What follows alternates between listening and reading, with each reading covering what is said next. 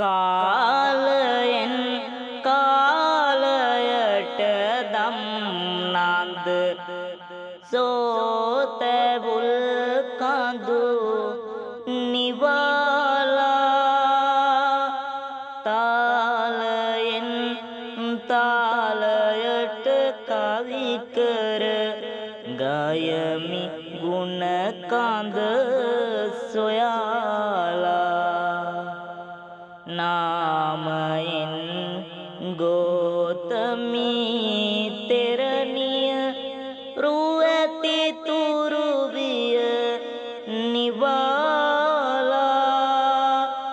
ඇලෙන ගැටෙනා ලොවක ප්‍රතිභා කියති නුවණින් වදාරා කියති නුවණින් වදාරා ජන්මයෙන්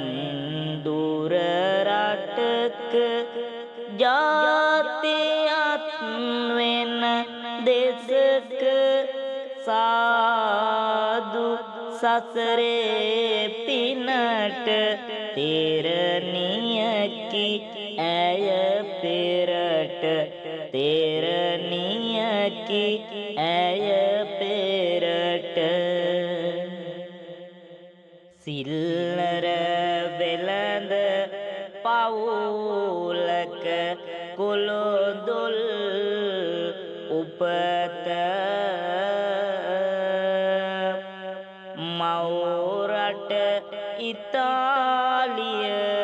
ආගම කතෝලික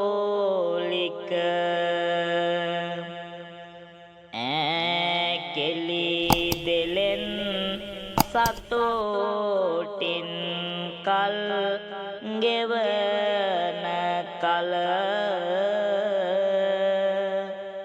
දෛවය හරස් විය පවකට සසරේ කළ මව හා පියා හිටි හැටියේ වෙන් වනවා මනසින් වැටි මව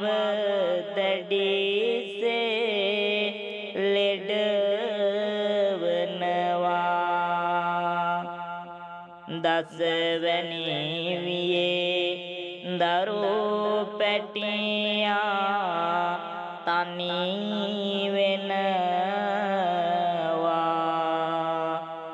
අම්මව බලාගන්නට ඇය සැරසෙනවා යහළුයේ හෙළියන් සෙල්ලම් වයසේ ඇවිතරක් කුත්සියේ වැඩ දුකසේ හය හතරක් තේරෙනවාද මිතුරේ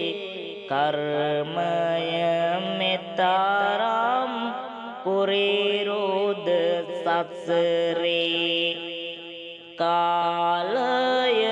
වේගෙන් ගෙවිලා යනවා උසස් ඉගෙනුමට ඇය යොමු වෙනවා අංගහිංගකම් දැන් තදට දැනෙනවා උගත ශිල්පයම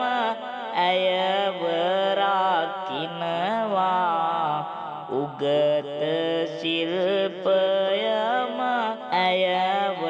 රකින්නවා තම ආදරණීය පියාණන් පවුල අතර යාමත් එයින් ශෝකයටපත් මව මානසික රෝගියෙකු බවට පත්වීමත්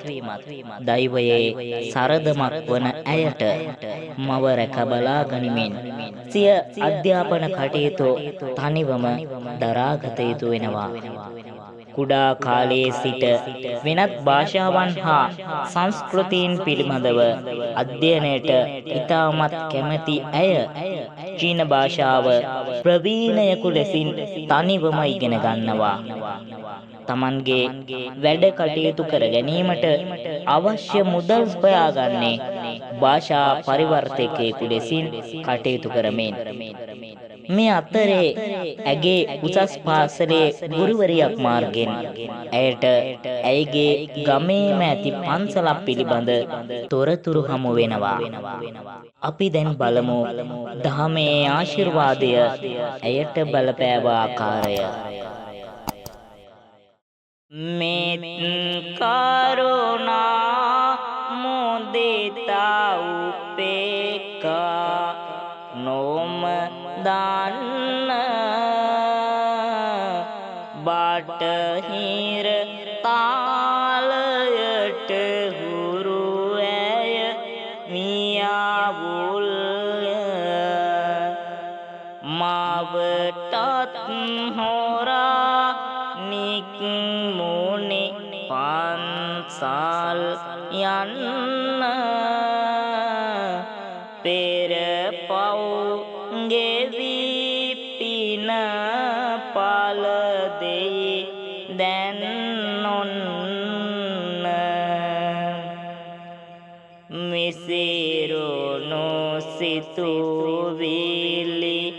එක්තැන් වනවා දහමේ සැනසුම හිත පාදනවා ඉගෙනුම දිනුමෙන් නිමා කරනවා සංසුන් ඇය දැන් දහම සොයනවා සංසුන් ඇය දැන් දහම සොයනවා මවත් ටිකෙන් ටික සුවය ලබන්නේ පිනක මාහිම සකි මොකද හිතෙන්නේ සිවුර දරන්නයි ඇය දැන්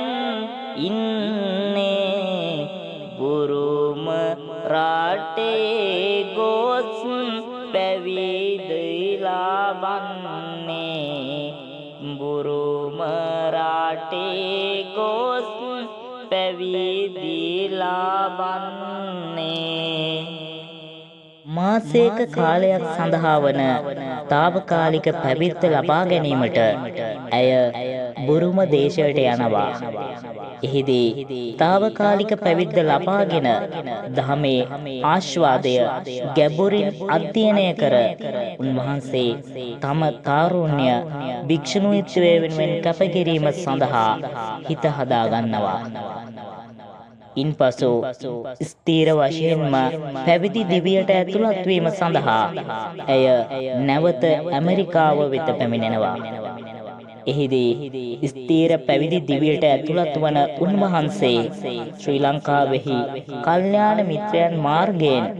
ලංකාවට පැමිණෙන අතර උතුම් වූ ශ්‍රී සද්ධර්මය මනාසේ ඉගෙන ගැනීමට සිංහල භාෂාවත් ලාංකික භික්ෂූන් වහන්සේලාගේ ඉගැන්වීමත්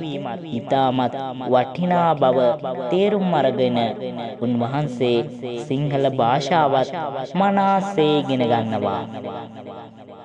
රූපේනොත් අධ්‍යාපනයනුත් සේම උපදි සම්පත්තියෙන් ලෝකයේ බලවත්ම රටෙහිද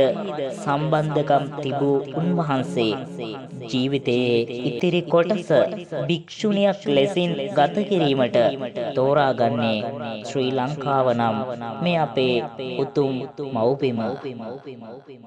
ධර්ම ප්‍රචාරණය උන්වහන්සේගේ ඒකායන අරමුණ වන අතර ඒ සඳහා ආශිර්වාද කරමින් දහමේ වටිනාකමත් උතුම් ශ්‍රී ලංකාවේ වටිනාකමත් ලෝකයට පෙන්වීම සඳහා මෙම වීඩියෝව බෙදා හරිමු.